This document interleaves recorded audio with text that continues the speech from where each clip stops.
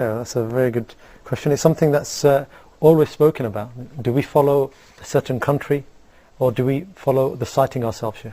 We follow the hadith of the Prophet ﷺ. He said, fast when you see it, and break your fast when you see it. And he meant by that the crescent.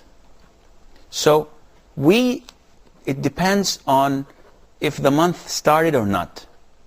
And every region is dealt with separately. Well, every country or every region. There is a hadith where Muawiyah, who is the caliph of the Dawla al-Umayyah, he's a companion of the Prophet ﷺ, and he is the brother-in-law of the Prophet ﷺ. His wife is Habiba, may Allah be pleased with them all. He was in Syria or Sham area, which was a month travel from Mecca. And the cousin of the Prophet ﷺ, and one of the greatest scholars of Islam, Ibn Abbas, Abdullah ibn Abbas, the cousin of the Prophet, may Allah be pleased with him, was in Mecca. One of his companions traveled to Sham, and he came back afterwards.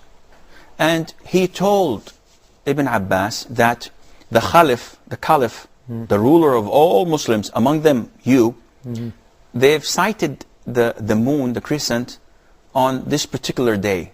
Let's assume it's a Saturday. So they started Ramadan on Saturday. Ibn Abbas said, but we sighted the moon on Sunday. So he told him, okay, then what? Are we going to make up for the day that we've missed? Ibn Abbas said, no. Each region has its own sighting.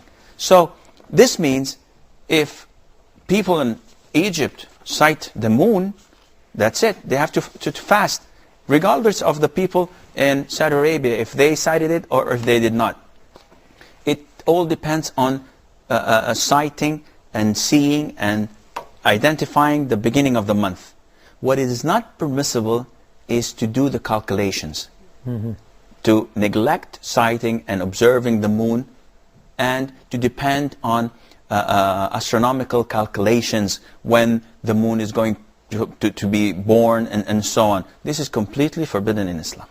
So Sheikh, what do you advise, say for example, the people in the West, say in Europe, where it's very difficult for you to actually see the moon on those days? How do they go about now searching for Ramadan? It depends. Either this European country or this non-Muslim country has a Muslim community with an Islamic reference that they go back to, as is the case in a lot of the Muslim, the European countries. They have one of their scholars, or they have a committee of scholars, and they agree upon something. They should follow them, because Muslims must follow their scholars or the leaders in their region. Now, if they do not have a committee or a group of scholars, then they should look to the adjacent country that has one.